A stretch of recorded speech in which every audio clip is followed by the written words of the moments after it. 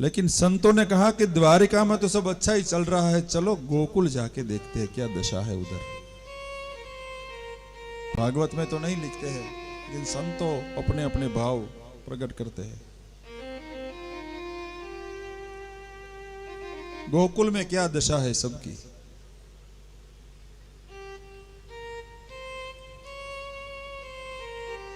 नंद बाबा के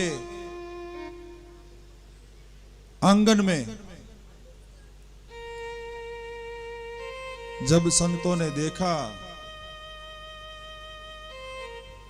तो यशोदा जी की आंखें बूढ़ी हो गई।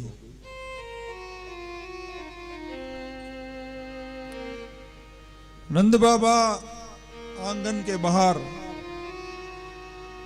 सफेद दाढ़ी में जप कर रहे थे।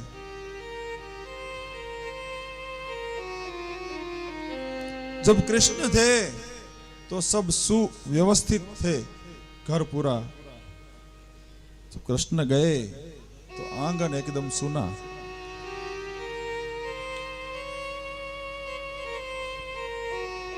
पानी के घड़े इधर उधर पड़े,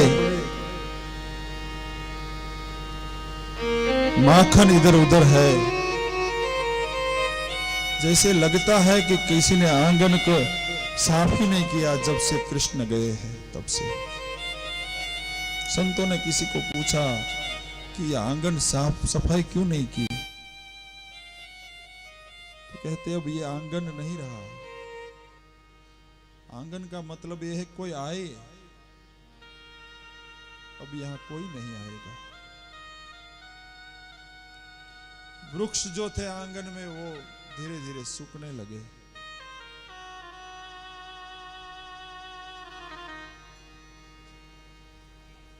गोपियों की हालत, शरीर एकदम दुबला पतला सा हो गया।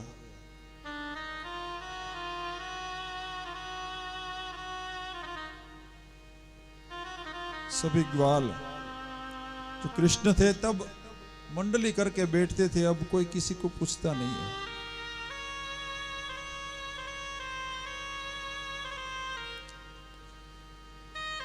यंत्रवत गैया चराते थे, चराने लगे।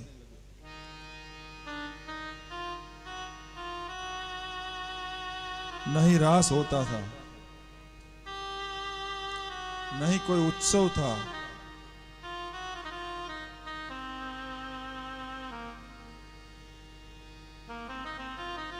इसी संतों ने गोपियों से पूछा कि गोपियों, ये दशा गोकुल की ऐसी क्यों हो गई।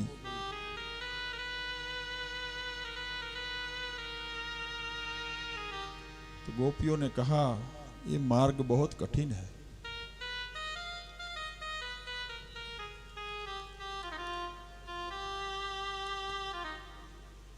बहुत कठिन है, प्रेम का मार्ग बहुत कठिन है। जितना सामीप्य में आनंद नहीं आता, इतना याद में आनंद आता है।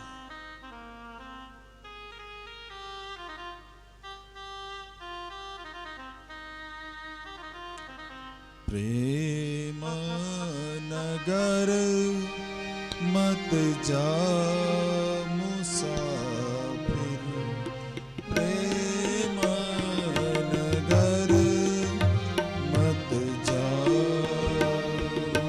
प्रेम नगर मत जा,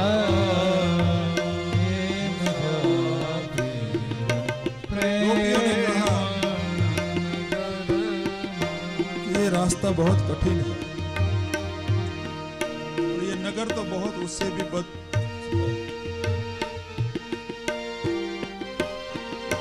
प्रेम नगर मत जा मुसाफिर, प्रेम नगर मत जा,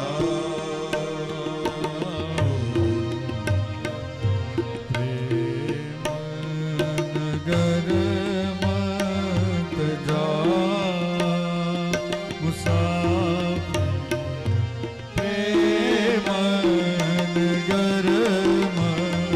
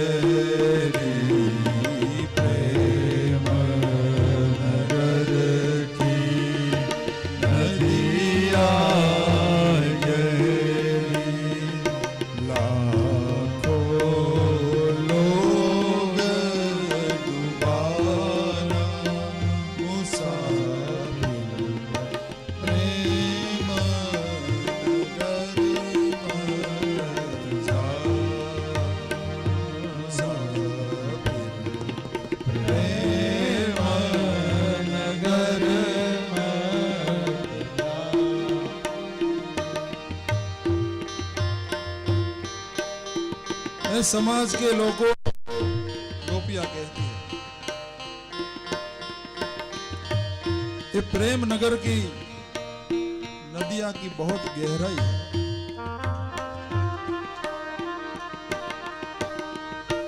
हम तो डूबे, लेकिन हमारे जैसे यहाँ लाखों डूबे।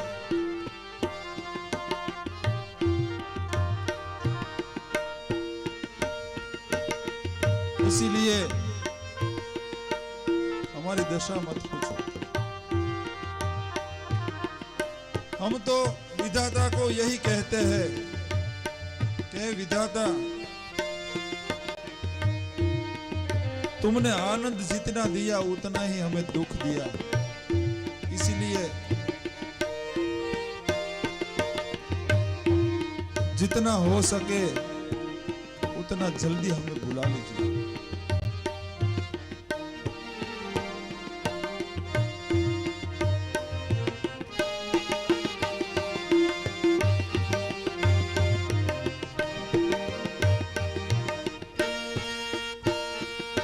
प्रेम नगर का पंथ कठिन है। प्रेम नगर का पंथ कठिन है। प्रेम नगर का पंथ कठिन है। प्रेम नगर का पंथ कठिन है। ऊंचा शिखर है तेरा मुसाफिर। प्रेम नगर मत जा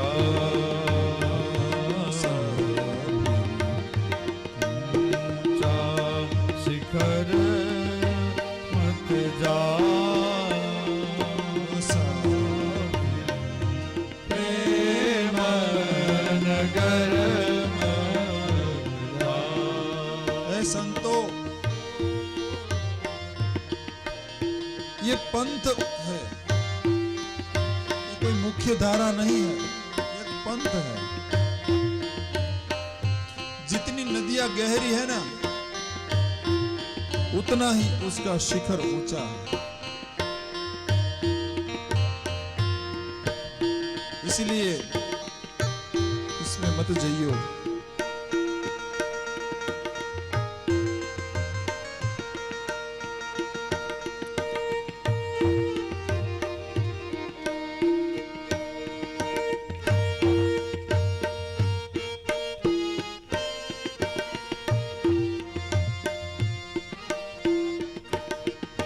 प्रेम नगर की नदियां है गहरी।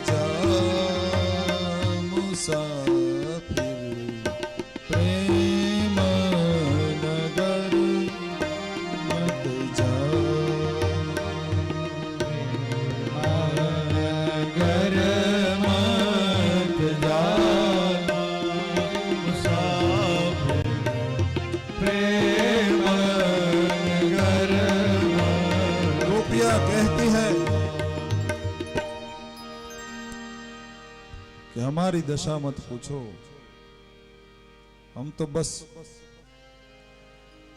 जब तक हमारा आयुष्य है तब तक ऐसे ही मन मार के जी रहे हैं। अगर है संतो आप यहां दशा ही देखने आए हो सबकी, तो यमुना किनारे जाओ। संतों ने कहा क्यों? वहां एक जोगन बेटी है, उसे पूछिए।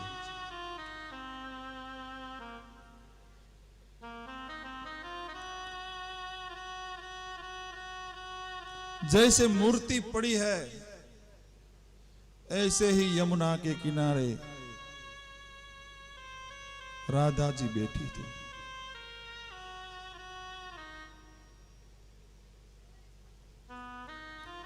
यमुना के धरे की, यमुना के जल में नजर टिकाए।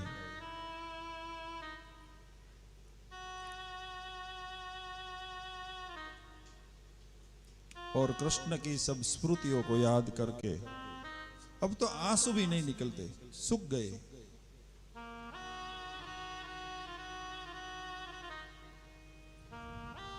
संतो जब देखने गए, पीछे से देखा, संतों को लगा कि अब आगे नहीं हम जा पाएंगे। राधा जी भगवान की परम प्रेम की मूर्ति है, कृष्ण की।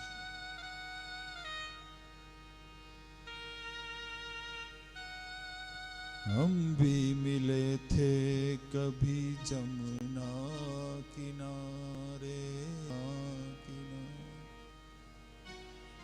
राधा जी याद कर रही थी कि हम कभी कभी यहां मिलते थे, ऐसा सोच रही थी।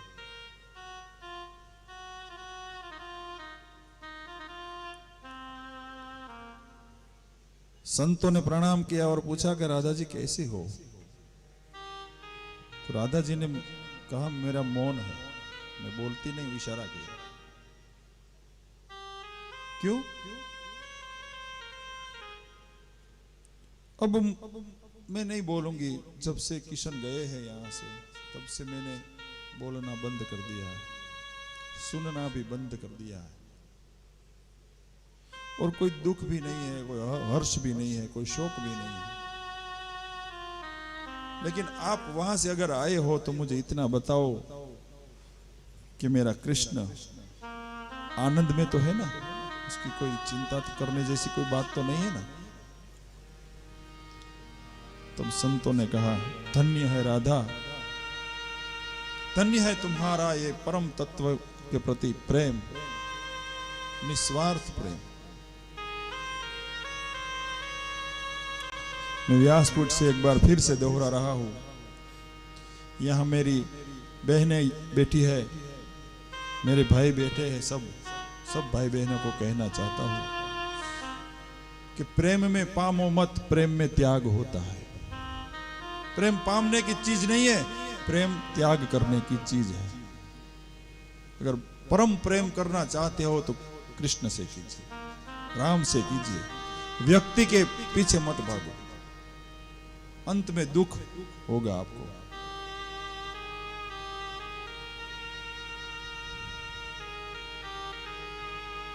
ये सब सांसारिक प्रेम है, एक आकर्षण है और कुछ नहीं है। प्रेम में त्याग रहता है। अपने प्रियतम को याद करके राधा जी यही कहती थी कि वो सुख में रहे, इसीलिए मैं यहां मौन रख के बैठी हूं। मेरा जो होना था वो हो गया,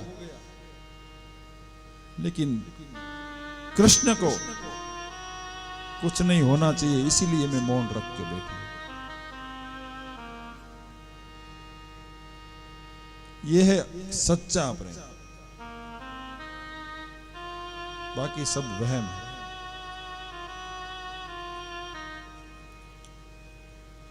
संतों भी वंदन करके चले गए कि धन्य है राधा,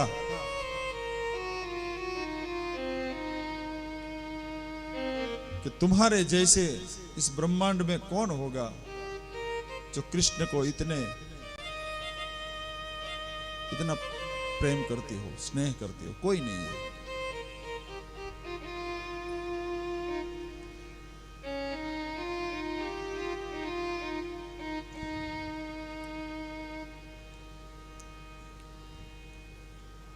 संत लोग चले गए। इसके बाद सुखदेव जी वर्णन कर रहे हैं